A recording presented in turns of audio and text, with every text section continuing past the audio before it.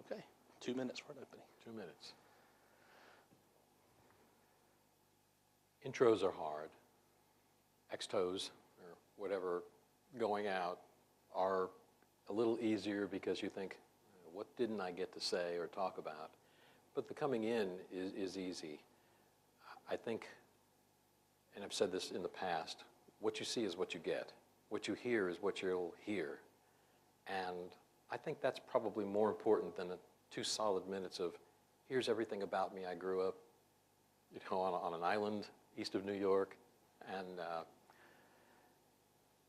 went through every step of the way in higher ed to get to where I am today. But to go into deeper than that, I'm ready for the questions. Fair enough. Question number 1. The college has been without a permanent president for nearly 2 years. In addition, several key positions, including the Human Resource Director, Academic Dean, Student Services Dean, Chief Financial Officer, and many other essential positions have been filled with interims, and in some cases not at all. What actions would you take to address these issues within the first month and then again within the first year? There's a lot of things that are going to have to take place in that first month. People are going to have to get to know who I am, hear what I've got to say, and at the same time, find those critical positions that have to come first. But I've already seen, researched, the fact that some of those positions have been interimed, as you said, for a couple of years. Some of them have been interimed for a short period of times and empty for long periods in one case. That doesn't mean that it can be filled last. That means there's a hole, and we have to determine whether or not that hole comes first, second, third, priorities. At the same time that we're trying to find the other priorities of the college, things that have been put on the back burner, things that need to be started as soon as possible. Fall is going to be around the corner. It's already around the corner.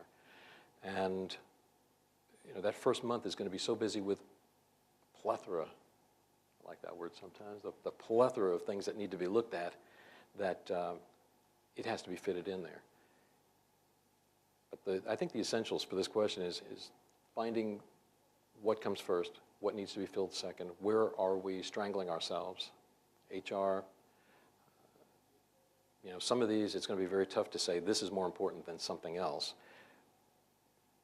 But hiring, you don't want to really go too far in hiring without a permanent HR. You want somebody that's going to live and grow with the sequence. And the same thing is each position is going to have, well, what does this do to us? What does this mean to us? What is this keeping us from doing? We may have been surviving without a position, but maybe that's the point. We were just surviving and not making it.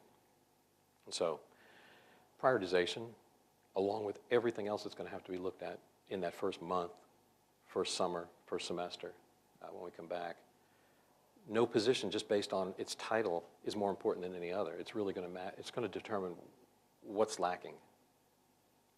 And I was aware that there was quite a few positions that are interim or empty right now, but they have to be filled carefully so that we don't step 2 steps backwards for every step we take forward.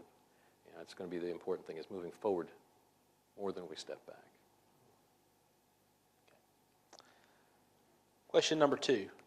Please give us a couple of examples of your experience in fiscal management.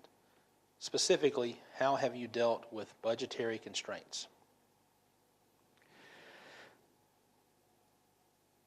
I have. Each position that I've had administratively, actually all the way back to full-time faculty and adjunct faculty, I've always been responsible for some budget. And before higher ed, multiple budgets, program management, upwards 10 million to 250, 260 million. Always come in on time, under budget. Can't always do that, but I've been fortunate so far.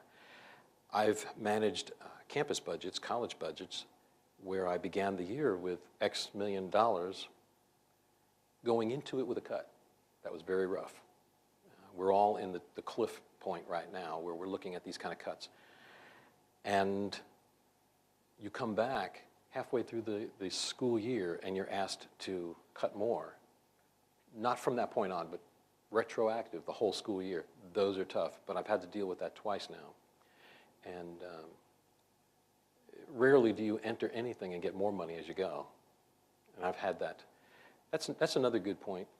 I know we don't want to stray, but it answers the question. One of the good things about having dealt with multiple colleges, the way states handle budgets, you learn little, tricks is not the right word for it, but you learn different ways of doing things, of preserving line items. You learn how to prioritize a little differently when you've had to do it at different locations, different schools. You know, a hot button at one college is not necessarily a hot button someplace else, and yet you understand where those buttons are, and that helps in the fiscal world. But I've dealt with budgets now for the better part of my higher ed and prior careers. Question number 3. Please give 2 or 3 concrete examples from your past as to how you have helped influence the culture of an institution. Influence the culture. Culture goes so much deeper than the sign on the top of the building. Different schools, culture means a little bit different. Culture is culture, but how it's addressed to the community, for example. I think knowing that, this is what Shelton does well, a good mix of clubs, a good mix of sports, not heavy on either, they're there. Give the students and the community a sense of community as opposed to commuter. All of that figures into this world that you're talking about in the question. So what have I done to influence that? At different schools, I've brought sports where there was no sports. Being the academic chief, it was a little easier than any of the other positions might have had.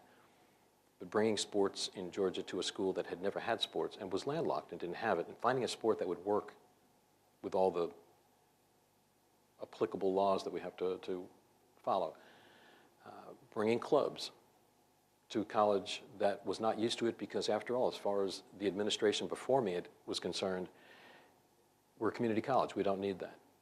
We do need that. We need to, as I said, give the students and the community, including the internal community, more of a family feel, more of a united feel.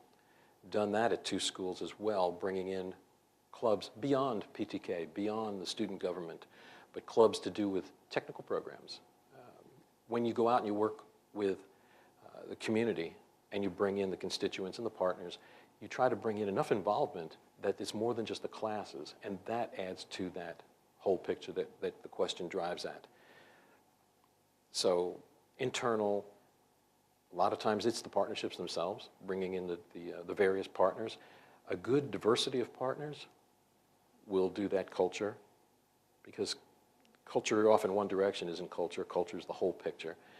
And I've got experience doing that as well. I'll just keep on going back to each of the positions, and I'll find something, but unlike past questioning, I won't run it up to the yellow. Number 4, Tuscaloosa is home to the University of Alabama, Alabama's flagship university, and to Stillman College, an internationally known HBCU.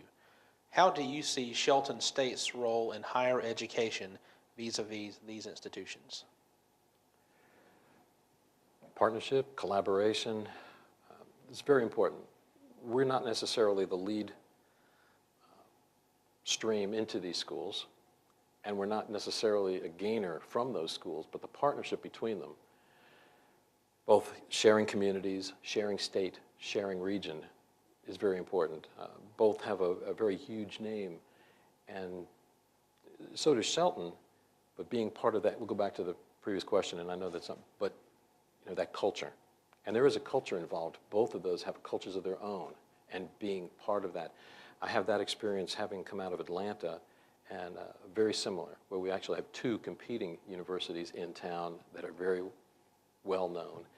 And we've got our Spelman is in town, and we dealt very closely with all of them. It enhanced our culture, it enhanced our family, And we were able to enhance them, not just in partnerships that we did through articulations, but also in events. A lot of times they couldn't deal with the events that we could size-wise. And, you know, to answer the question, I've got experience in 2 different cities with exactly that type, different states, but exactly that type of a situation. And both were very positive.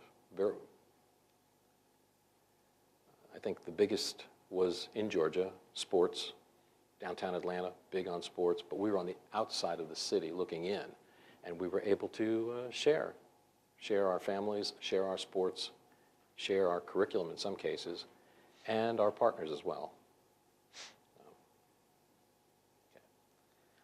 Number 5, West Alabama's public K-12 schools have a reputation for not preparing their graduates for college-level work. Do you see a role for Shelton State in positively impacting K-12 outcomes? And if so, what role do you see Shelton State playing? Okay. The last part of that, what part do I see in it? A lot of that's going to depend on what I find in that first month, that first couple of months, that first semester. But going back to the first part, I think it's important to say right up front that a K through 12 system, everywhere I've been, seem to get hit with the same rap, that they're not preparing students for college. The missions, although they don't necessarily overlap and they don't necessarily touch, they aren't exactly the same. And it's not always a founded position. Yes, I have been in Oklahoma and received, as part of the student base, valedictorians that had to go into developmental studies. But the testing sequences that take place are different. The expectations leaving the K through 12s or entering a college system are different, and there's always going to be that gap until something is done to change that. Now, that's the middle part of the questions that you brought up. Where do we see ourselves doing that, or what can we do about it? And I'll just give you an example, because I've looked at that before in past positions. There's got to be something we can do. First of all, partnering with the K through 12, but that's a given. We have to do that. That's our primary, in most cases, our primary feed. But knowing that a large part of those students are going to come to us with developmental issues, we push it back. What we did at my campus in Cuyahoga, we began testing in the high schools. We worked closely with the high school system, and we began testing first at the senior and then the junior and working backwards levels, working directly with their faculty, with their leadership, the superintendents and the principals. And as we identified students, we found ways to draw them, because it was voluntary, to draw them into the testing and to follow up and work with them so that when they not only passed the K through 12 exit, they were prepared for college entry. That's a two-edged sword. As soon as we've done that, they're now able to enter any college or university without the developmental courses. But we've been with them for anywhere from 1 to 3 years and longer. What we're hoping is that we've sort of branded them, and we're bringing them into our college because they see what we've done for them, and it's a good place to start. One of the things we try to do in all of my past positions is have the high school, the K through 12 students, see us as their first choice, not as their second or other, or I've gone out, I couldn't do it, I come back. We want to be the first choice of those students. And so working very closely, to answer the first part of the question, working very closely with the K through 12s who have gotten this name, in some cases, of not preparing those students fully, but a lot of it has to do with the exit exams versus our entrance exams.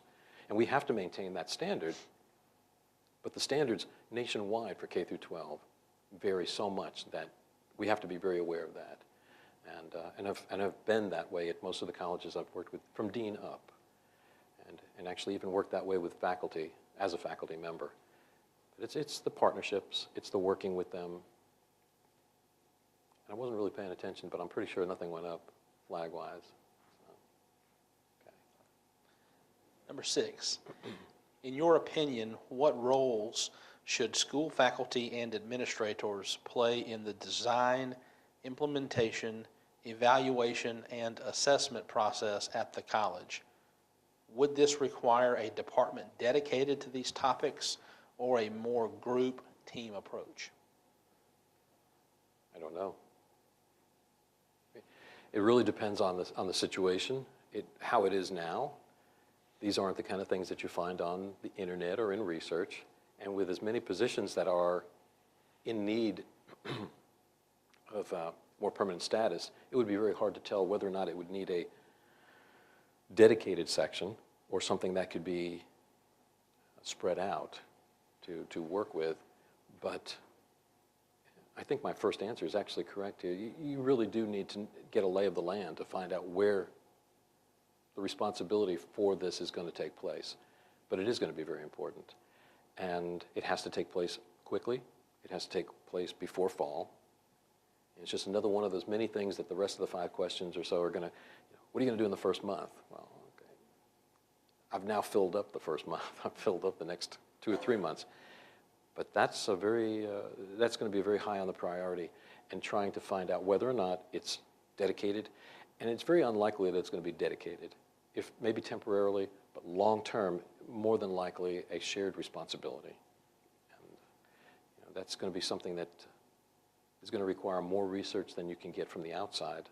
It's going to take the inside and the rebuilding of the structure, because some of these positions that you mentioned earlier and that are obvious from the outside that are empty or interim are going to have an effect on this, very, very much so. And the relationship with the state, with the chancellor's office, all of those are going to have an effect on the final answer there. So that's can't really give a which one is right.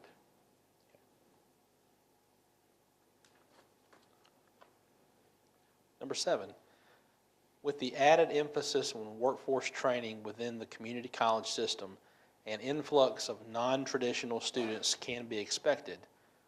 What role do you see distance education, evening courses, and flexible scheduling playing in those students' educational process? I'm a product of non-traditional. This is, other than my very first semester prior to leaving for the military, very unsuccessful semester, I might add. Very productive, unsuccessful. All non-traditional, evenings, weekends, and distance. Lots of old-fashioned distance by the books. And non-traditional students, many times, they fit into the pattern. We start calling them non-traditional if they can't come by daytime. But a lot of the non-traditional students can come, the older students can come during the day, and then they fit right into that same mold or that same pocket. Where do each of those things fit? It really depends. I could very easily be trapped into an answer or a question online, for example, when really the answer is not every course belongs online or is successful online. Not every student is successful online, even if the course generally is. And those kind of things, you have to know the student as well as the course. Not every course fits traditional or non-traditional, the wall between them, if you will. And so that has to be taken into account when you get to the distance part of it. Evenings and the weekends, what I've discovered is that non-traditional students tend to be less successful. They tend to be less counted in the completion. And a lot of it's not because they don't complete, but it takes them longer to complete. And so we don't count them after that 150% or after that 3 years. And when we looked back at it at 2 different schools now, we've looked back at it, we said, why? Is it because they're non-traditional? No. It's because what we were offering. We took those students, we knew that they needed evening classes, and we weren't careful to make sure that their schedule allowed them to take everything that they needed on time.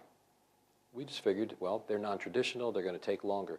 But the studies that we've done ourselves internally have discovered that those students want to complete as fast, if not faster, than most students. And that's one of the reasons non-traditional students do so well with distance.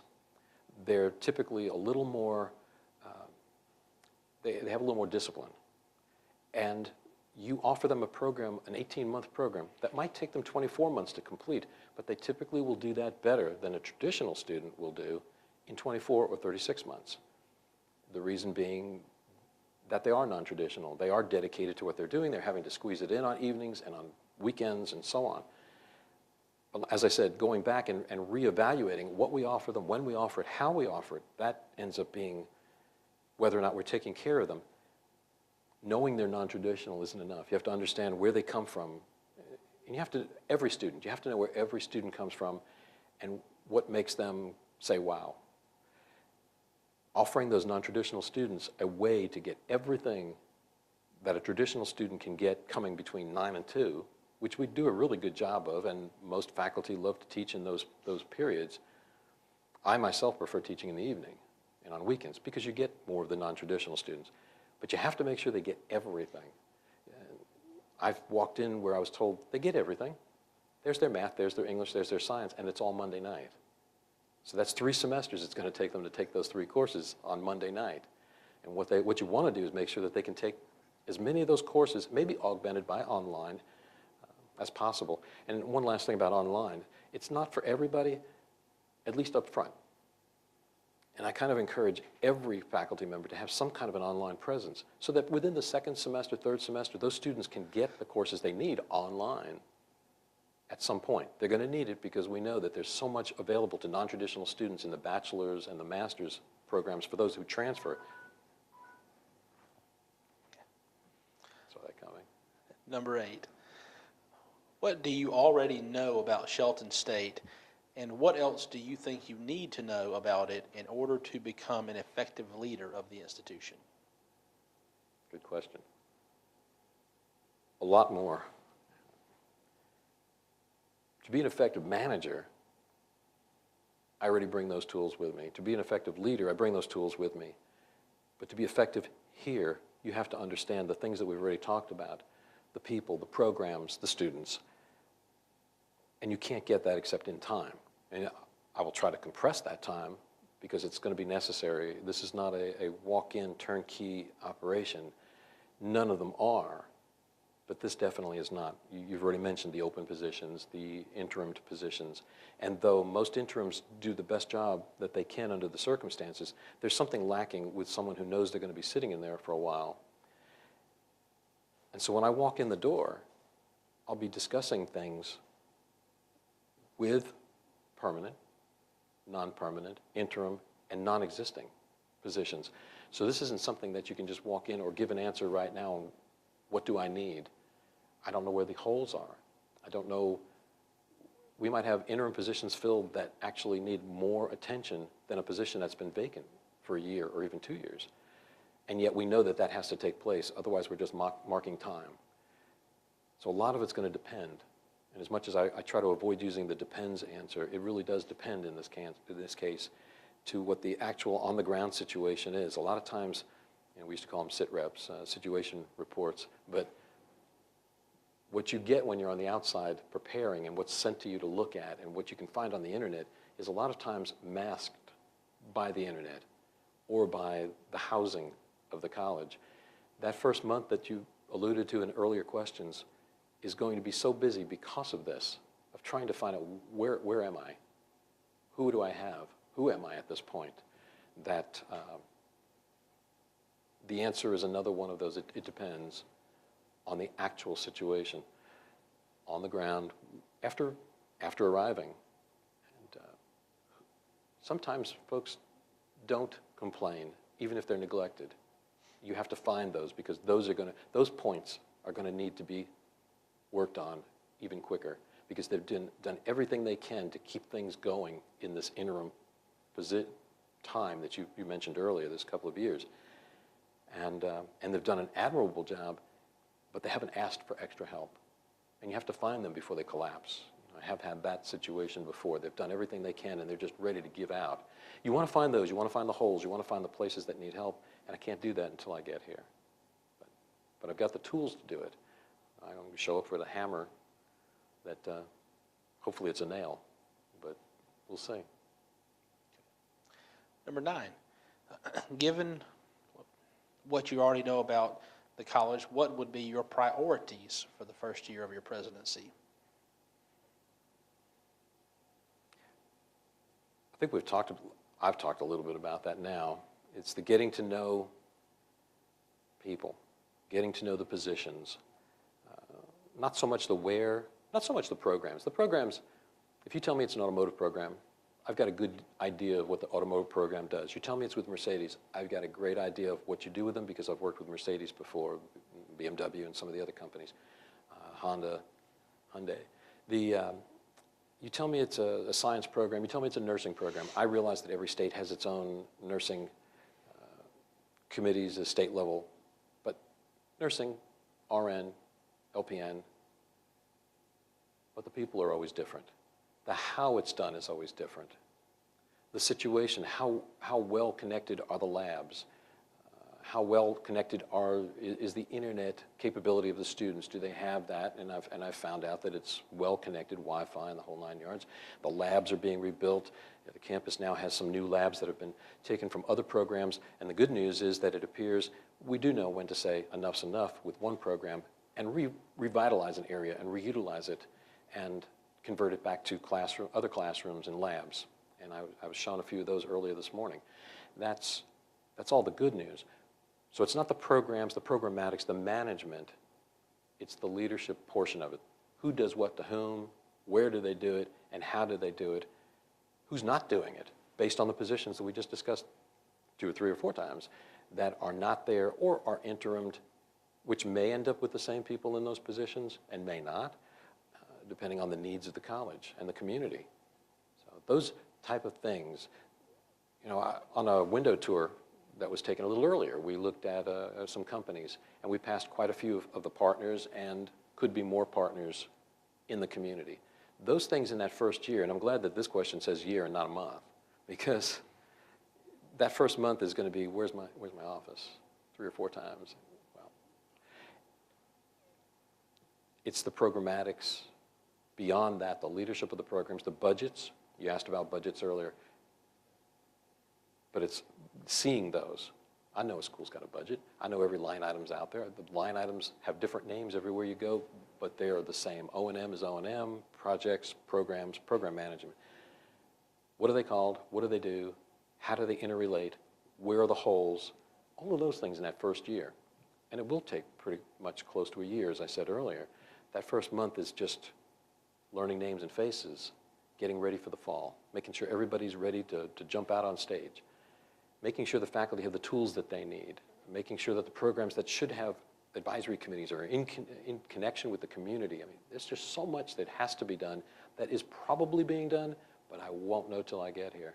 And you know, you ask what I need or what I don't need. Won't know till I get here. But I have a good idea what to look for. I'll know it when I see it. So. Okay. Number 10. What has been your most outstanding accomplishment in your current position, and what has been your most outstanding career accomplishment?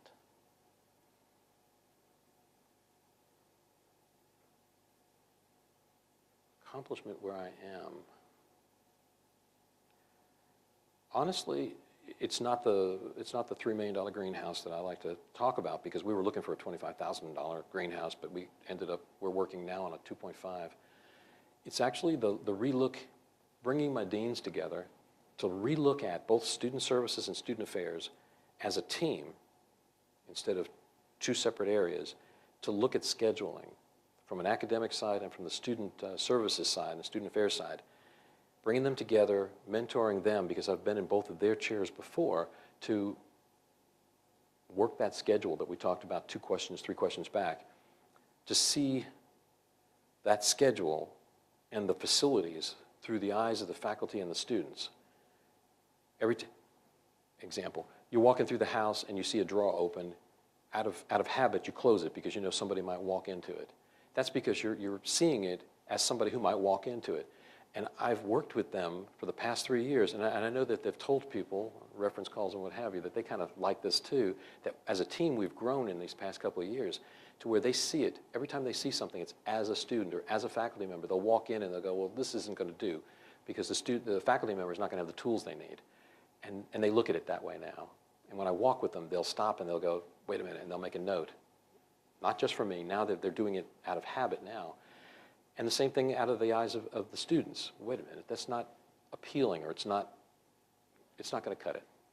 And I'd say that probably that is my best accomplishment where I currently am. is having them now see it through that and not through manager's eyes. Here's my budget and here's what I have to get done. They're leaders now and they're ready for their next steps, and I think that is. Then you asked, in my whole career, or did you say my life or my career? Career. Okay. In my life, I've got 3 wonderful children. That's a different story. Grown children. I love being told I can't. Okay. I know they grew up in the yellow now. I love being told I can't do something, but it has to be done, because then I find ways with the people around me to do it. And several years ago now, I was told that these 3 organizations can never be in the same shop. Secret, top secret, above top secret, which there is. They can't be together. When I had to find out why. It was the situation, what are you going to do when you get here? Had to find out why it couldn't, or why they said it couldn't. What were the requirements? What would we get out of it if we combined them? And in a 4-year period, we took it from 3 defensive areas, working separately, having to train separately in very small areas, to one large area where they could back each other up instead of being one deep in each of these positions, and save some positions, save training, save money, save operating costs, air conditioning, and all that. I've done many of those, what do you mean it can't be done? But that one sticks out in my mind, combining something the Air Force actually said can't be done, and we did it. After that, quite a few Air Force bases did the same thing based on that plan. And they do that in colleges too. It can't be done. We're a community college. So, who says we can't act like as students will say in their comments, as a real college? I love that when the students do that. I go to Shelton and it feels like a real college, because there's sports and there's this and there's.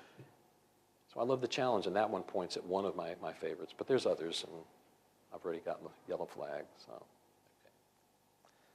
Number 11, discuss your approach to management of a community college's fiscal resources. Okay, I just have to ask a clarification on this one. Physical or fiscal? Fiscal money. It's interesting because there was a second question, earlier question about fiscal and what experience I've had. And I mentioned that it kind of runs the gamut, but we've long since passed the point of doing more with less. We can't keep doing more with less. It's a matter of doing what we can with what we've got, and I've said this before. But sometimes it's also looking at what we do and where can we better utilize those resources to do something else more or better or different than what we're doing currently. This happens in grants. This happens in programs that have lived their life. They supported a community who has now gone through transitions. Automotive. I've been in communities that went from oil to industry to light industry to fabric. I was only there for one phase of that, and you have to adjust your management of the fiscal resources accordingly. Students need a certain number of hours that will hopefully always be about the same. But the rest of it that moves with the community, that services specifics, that's different. That requires management and leadership. But I think my take on management at college level is, well, what does it take to do what we do the best we can do it? And do what we can do best. If it's something that has to be done and we can't do it best, but it's part of what we do, then we do it. And we do the best we can with it fiscally, but we need to do it responsibly. And that's where we get lost sometimes, and we start putting, I don't remember the phrase, but it was good money after bad, or anyway, you just start, it starts to become the infamous black hole. And you have to know when to cut that.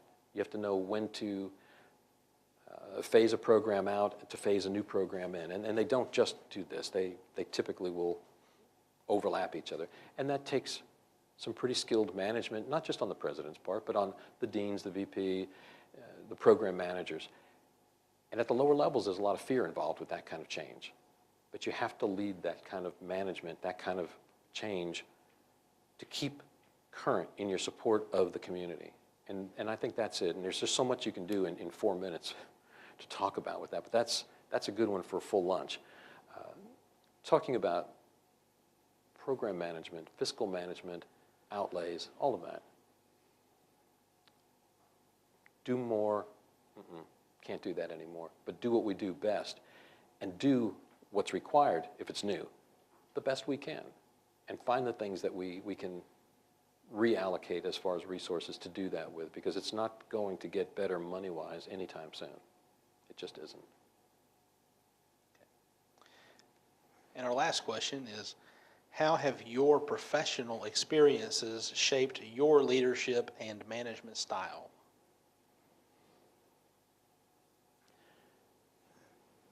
I very carefully let myself be selected for positions that would help me grow. But I knew that one day, and this has been all my life, not just in higher ed, I'd have to ask someone to do something that they didn't necessarily want to do, but had to do or should do. And I learned early on by working for others who had never done what they're about to ask me to do. They had no idea what the fear was in the people that were standing with me, for example, that had to do something, whether it was military or higher ed. They'd never done that. They'd never lived through that level, if you want to call it the followership. And having been both a follower and a leader and a manager in each of my lives, my careers, I'm able to go, I will ask you to do nothing more than I would not have done or haven't done myself. So that's the great thing about working the steps all the way up.